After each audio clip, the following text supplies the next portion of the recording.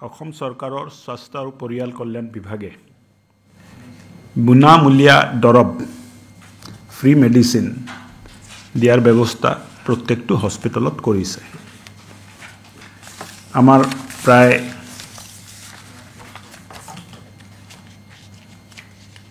4,873টা আয়ুষ্মান আৰোগ্য মন্দিৰ আৰু আৰ্বান আয়ুষ্মান আৰোগ্য মন্দিৰ আছে। 4,873 PHC যাক আমি কওঁ প্ৰাইমেৰী হেল্থ চেণ্টাৰ 1018 1018টা। তাৰ পিছত আছে CHC যাক আমি কওঁ কমিউনিটি হেল্থ চেণ্টাৰ 221টা। সাব ডিভিজনেল সিভিল হস্পিটেল 17টা। District hospital 22টা।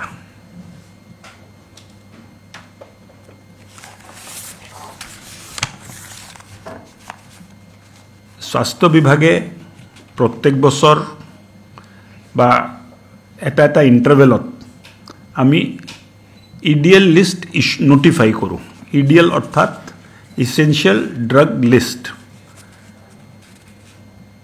দরকারি ঔষধৰ তালিকা।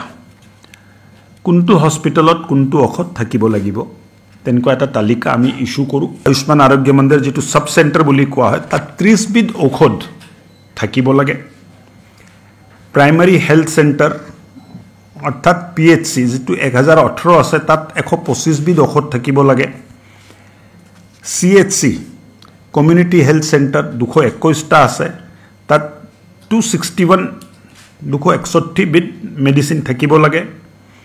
সাব সেন্টাৰতো একে থাকিব লাগে, ডিস্ট্রিক্ট হস্পিটেলতো একে থাকিব লাগে। 261 বিধ মেডিচিন থাকিব লাগে। ঔষধ নাই বুলি এটা কমপ্লেইন আহি থাকে।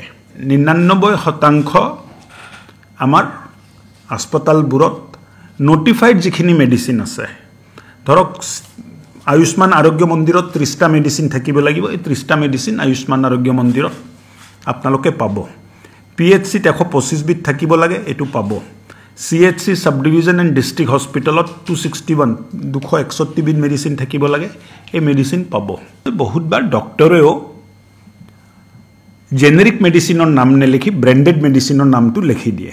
ব্ৰেণ্ডেড মেডিচিনৰ নাম লেখাৰ কাৰণে চৰকাৰে কোনো ব্ৰেণ্ডেড মেডিচিন নিকিনে, চৰকাৰে সদায় জেনেৰিক মেডিচিন কিনে। মেডিচিনৰ উপলব্ধতাৰ চেষ্টা আমি কৰিছোঁ। আজিৰ ডেটত 99% উপলব্ধতা আছে। হোৱাটছআপ নম্বৰ আমি এটা ইস্যু কৰি আছোঁ।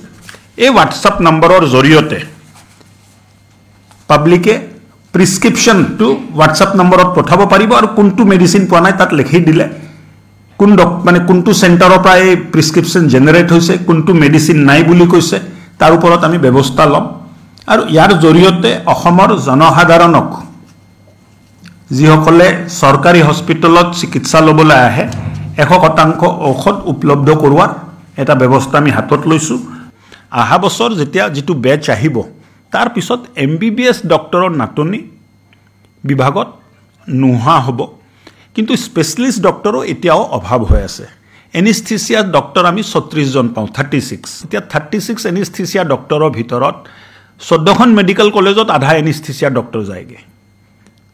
বিভাগত তাত আহে আধা, 15 জন 18 জন ডক্টৰ আমি কিবাকে পাওঁ। তাত আমাৰ C সেকশ্যন চলাব লাগে, সিজেৰিয়ান সেকশ্যন চলাব লাগে। বিভিন্ন হস্পিটেলত য'ত এনিস্থেচিয়া ডক্টৰ নাই দিব লাগে। চ' স্পেচিয়েলিষ্ট ডক্টৰৰ অভাৱ